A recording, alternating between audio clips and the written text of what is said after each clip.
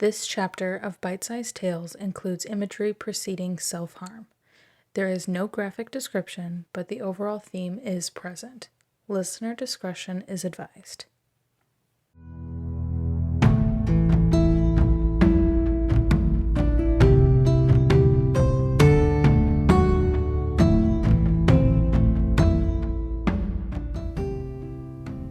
Hello, listener, and welcome to Chapter 12 of Bite-Sized Tales, the audio flash fiction podcast. In today's story, our protagonist yearns to be out from under the thumb of an overprotective mother. But maybe she should be careful what she wishes for.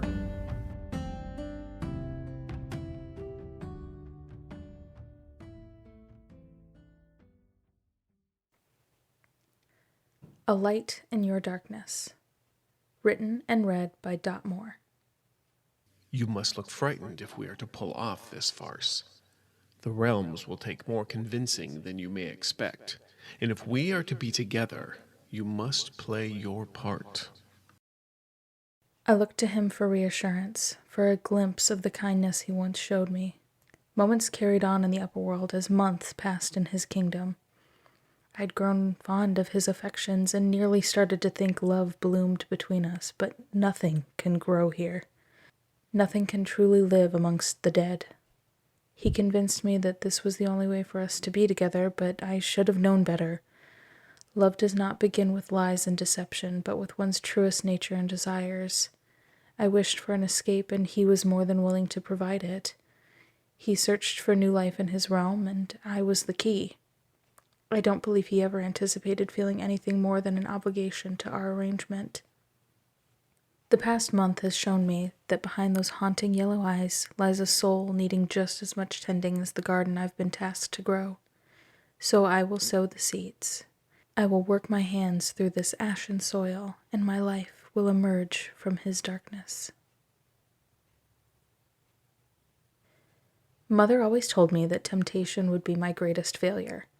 She often shrouded her supposed love for me with my own faults and flaws. Mother preened me to be the perfect example of a blossoming spring meadow. She trimmed my stray thoughts and hedged any doubts among her peers that I was anything less than her greatest creation. She always loved attention, but patrons and followers were never enough. Our family is extended, to say the least, but she's always struggled with wanting their approval above all else. When I arrived, they marveled at my beauty, my poise, but it was all a lie. Inside I was screaming, raging against the walls of my mind because I'd been reduced to my mother's plaything, her shiny new toy to show off. Her priority has only ever been improving her own image. I can't do it anymore. I can't continue to live in this glass house suffocating on the humidity. The entangled, thorny vines that twist along the walls make my teeth grit with every scratch and scrape against the glass. I won't let her leech my youth from me any longer. My mother may have given me life, but each breath is mine to take, and I refuse to continue living for her. I've always had a green thumb, another gift to grant me higher appraisal value. Mother always loved the pretty ferns and flowers I'd grow for her. The pots and planters stacked and scattered about left little for my mother to question what truly blossomed under her nose. She had no idea that the bouquets that hung drying were hemlock and hogweed. The pokeberries and cotton Easter were especially tricky to keep her from. With a promise to bake her a pie when the berries ripened, I was able to persuade her from a quick nibble as we walked arm in arm through my greenhouse. "Now, my flower, tell Mother what's been troubling you, I exhausted an unnecessary amount of willpower to keep my eyes from nearly rolling out of my skull. As if she really cared. Yes, let's finally talk about how I've been paraded around my entire life with little to no choice in the matter. I huffed a short breath. Mother, don't you think it's time I pursue something, I don't know, more? Her eyes darted to me in that way that I knew this was going to end with her locking me in this place again. I sighed. Please, just hear me out. Don't you trust me? Haven't I proven myself time and time again to you? She paused and looked me up and down. Her hazel eyes darted to the crown of violets and honeysuckle atop my head as she tucked away a stray wisp of hair behind my ear. Her eyes softened, but her lips curled into a snide smile. Cora, it's not you. It's never been about you. It's everyone else I don't trust. The defeat washed over me, and I couldn't hold it in this time. I ripped my arm from hers and stepped away. I won't let you do this anymore, Mother. This... I gestured to the greenhouse around me. This is not a home. This is not a life. This is not enough. Her smile disappeared, replaced with pursed lips. She sucked her teeth and adjusted to a more neutral expression. Not enough? I've given you everything, Cora. Everything I never had. I wanted the best for you, the love and adoration you rightfully deserve as my daughter. Her feigned attempt at sympathy was lost on me as she wiped away a fake tear from under her eye. My dear, I gave you life. I gave you the breath from my own lungs. Yet you want more? Her arms dropped to her side as she backed away from me. You are a selfish girl, Cora. Her mouth tightened, pinching her lips into an annoyed pout before she turned away from me and stormed out of the greenhouse. The glass walls reverberated as she slammed the door behind her. I resigned myself for the last time that my mother would never come to reason, and in that moment I decided that tonight I'd follow through with my plan. Consequences be damned. The steam from the tub wafted in curled ribbons around me. It was warm and inviting, not at all how I imagined death would greet me. I soaked under the petals of lavender and jasmine, letting the aroma calm my nerves. The thoughts grated through my mind over and over again. You can't keep doing this. You're not strong enough. You're not brave enough. You're not enough.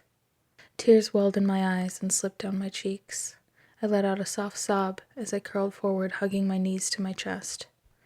A chill rolled down my spine and my skin prickled with goosebumps as a cold rush of air flooded the bathroom.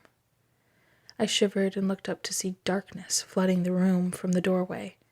Sweeping tendrils of mist and inky blackness seeped its way from the hall as a shadowed figure stepped into the bathroom. His voice was hushed and haunting, so calm with an edge of power that I couldn't understand. You are unwise to tempt me, girl, when you understand so little of what truly lies beyond the veil of the living. I wanted to run, hide myself from this approaching stranger, but I didn't. I sat in my bathwater, utterly stunned into silence at his presence. He stepped confidently into the room as if he'd done it a dozen times before.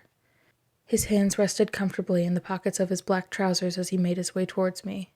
He adjusted the perfectly tailored black shirt he wore as he sat opposite me on the edge of the tub.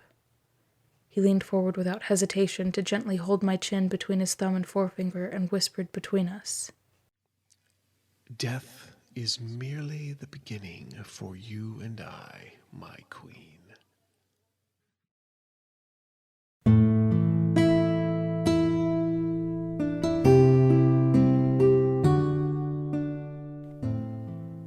And now a note from the author. There's so much more to this story than I was able to fit in 1,000 words or less. Maybe I'll make a part 2, but anyway, for those of you mythology buffs out there, let me know what your thoughts are on my interpretation of this classic story. Like most of my stories, this one did originate from one of the prompt images I post on several different Discord servers. I'm sure there's a few of you out there that may recognize it. Yeah, this is one of my favorite myths to read and tell and delve into. So to put my own spin on it, really, I really did enjoy writing this one, and I do intend on pursuing a second part. So I hope you enjoyed. Thanks.